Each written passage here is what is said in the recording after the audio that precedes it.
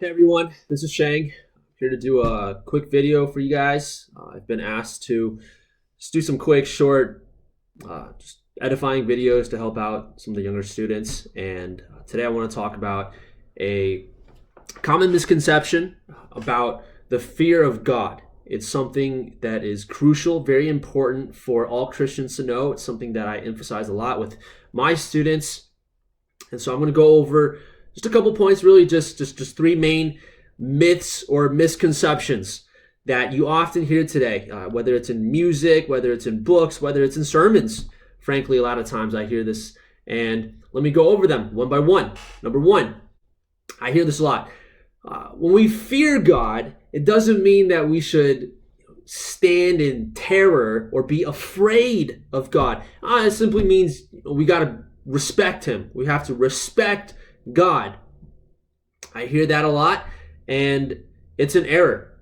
That's not true. It is not appropriate to say that. Let me make a linguistic argument against that. So if you meant to say something and you have the words to say that, then you would simply use that word. What do I mean? If the biblical author simply meant to say we respect God, then they would use the word respect. They didn't. They used the word fear. And what does fear mean? Well, fear has the connotation that you should stand in terror of someone. It's not as though the biblical authors did not actually have the word respect. They did have that word. It was accessible to them. And so they purposely chose not to use that word and instead to use the word fear. Why? Because that's what they meant. They meant fear. It's kind of like today, if you want to say, I want pancakes for breakfast, and you want like the little, floury kind of circular, thing that you kind of cook over oil, well, you would say, I want pancakes. If you want the square bread with eggs battered in it, you say, I want French toast. You would say French toast. You wouldn't say, I want pancakes, when in reality, what you meant is French toast. Nobody says that. Well, why would you expect the biblical authors to do that as well? They use the word fear because they wanted to say fear. The Hebrew, yare, the Greek, phobeo, those words mean fear. To give you a verse, Matthew chapter 10, verse 28. I'm going to read it off my screen. Do not be afraid of those who can kill the body, but cannot kill the soul. Rather, be afraid. That's the Greek word there, phobeo. Fear the one who can destroy both body, so both soul and body in hell. That's what Jesus said. That, I don't know about you, but I read that and I think to myself, it seems to be the case that Jesus is saying and warning us we should be afraid, that we should stand in terror.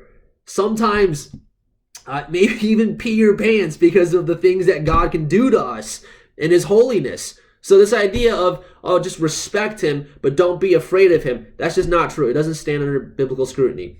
Number two, it's something similar. Fear doesn't mean, stand in terror of God. It means stand in awe of God. And the common analogy sometimes I hear is one where you're standing before a mountain, a majestic mountain, and you look at how majestic and grand this mountain is, and you're just wonderstruck. You're struck with awe at the grandeur and the spectacle that is a mountain. And I don't want to, say that a mountain isn't gorgeous, or that, when I look at a mountain, I'm not taken aback by how great the mountain is and what it demonstrates about the creative power of God. However, if that's all you go, if that's as far as you go, that comes up short. Let me give you a text for this. If you have your Bibles, you want to go there, Exodus chapter 19 through 20. I'm not going to read all of it, but you can read all of it on your own if you want. The Jews are called to come before Mount Sinai where they're going to meet with God. God calls the Israelites to come near, and then He says, I'm going to descend on Mount Sinai, and then you're going to hear me speak to you directly, face to face. And so they come before the mountain, and God then speaks to them. He descends from heaven onto Mount Sinai, and then He speaks to them out of the mountain. And this is what He says, especially verses 18 through 19. Now when all the people saw the thunder and the flashes of lightning and the sound of the trumpet and the mountain smoking, the people were afraid. They feared Yahweh and trembled, and they stood far off and said to Moses, "You speak to us, and we will listen, but do not let God speak to us, lest we die." And then Moses said to the people, "Do not fear, for God has come to test you, that the fear of him may be before you, that you may not sin." And the people stood far off while Moses drew near to the thick darkness where God was. So let me just kind of paint that picture for you. The Jews came before a mountain, and if you look at pictures of Mount Sinai, it's not just like a hill, it's a mountain. They looked at the mountain. They saw the mountain. There was a big old mountain, and it was a gorgeous, grand, majestic mountain. And what happened? Nothing. There was nothing. The Jews did not pee their pants. They did not cower in fear at the mountain. They came before the mountain, and it was just like, all right, well, we're waiting for God. And then God shows up on the mountain. And then God spoke out of the darkness. There was thunder and loud booming voices and trumpets. And then, at the presence of God showing up, then they trembled. And then they feared. They Yahweh. So you tell me, you read that story and you tell me, what is the object of the fear? Because they had the mountain and they had God on the mountain. What was the object of the fear? They did not fear before God showed up. They feared after God showed up. The object of their fear was not the mountain. It was God. And so you take a story like that and it deconstructs the entire idea of fearing God as simply looking at a mountain and then standing in awe. No, it was a majestic mountain. It was an awe-inspiring mountain, but they were not trembling and fearing at the mountain. They were trembling and fearing at God. That is the object of fear. Number 3, something a little bit related but tangential. The third error is oftentimes I get the sense, we present the Old Testament God as fearsome. Oh, but New Testament Jesus is nice. Okay, well, so you might even, object to the verses that I just gave you and say, well, Sheng, that was Old Testament, but now we live in the New Testament and, God's not like that anymore. Okay, well, let's turn to, for example, Hebrews. The book of Hebrews, chapter 12, and this is New Testament now, starting from verse 25. "See that you do not refuse him who is speaking, for if they did not escape when they refused him who warned them on earth," in the context of this, the author of Hebrews is saying God in the Old Testament who spoke out of Mount Sinai just a couple verses before, "how much less will we escape if we reject him who warns from heaven? At that time his voice shook the earth, but now he has promised, yet once more I will shake not only the earth, but also the heavens." Yes. Skip down a little bit. 28. "Therefore let us be grateful for receiving a kingdom that cannot be shaken, and let us offer to God acceptable worship with reverence and awe."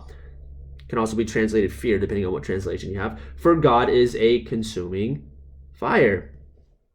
What does that mean? Well, the author is saying, yes, do you see how in the Old Testament they stood in fear? Okay, well, in the New Testament, God is not just warning them from earth, he's speaking from heaven. If they did not escape from Mount Sinai, how much less will we escape when God speaks to us from heaven? In other words, if you have reason to fear God in the Old Testament, you have even more reason to fear God in the New Testament. It's not, it's New Testament so we fear God less. If anything, it's New Testament so we have to fear God even more. Because now he's not just speaking to us from Mount Sinai, he's speaking us from Mount Zion. And so you can go to Revelation 19 when Jesus comes and pretty much destroys all of his enemies and he sends all the rebels to hell where they will suffer eternal, everlasting, conscious torment. So, God is fearsome in the Old Testament, but God is not fearsome in the New Testament. That is not true. The truth is, when we talk about the fear of God, do we respect God? Yes, we respect God. In the same way that you would respect, a teacher. But it's more than that. Do we stand in awe of God? Yes, we certainly stand in awe of God, but it's more than that. It does include, and all these other things are grounded in and driven by, at the heart of the issue, we have good reason to actually be scared of God. I mean, all the texts that we've read, it seems like Jesus is saying we have reason to be afraid that God can do bad things to you. He can compromise your physical safety. That's exactly what it means. To fear God means to fear God. And I just want to qualify this. It's not because God is abusive.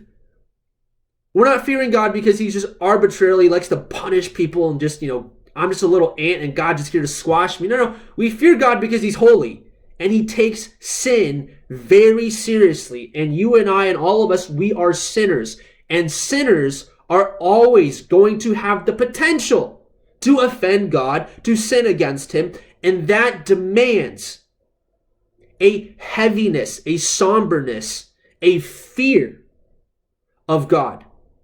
That, again, includes respect, includes awe, but it also needs to grapple with the reality that God is God and he punishes sin. So, hope that helps you guys. And, it's something that all Christians need to grapple with, and we must not take it lightly. And so, that's it for today. I'll catch you guys later. Peace.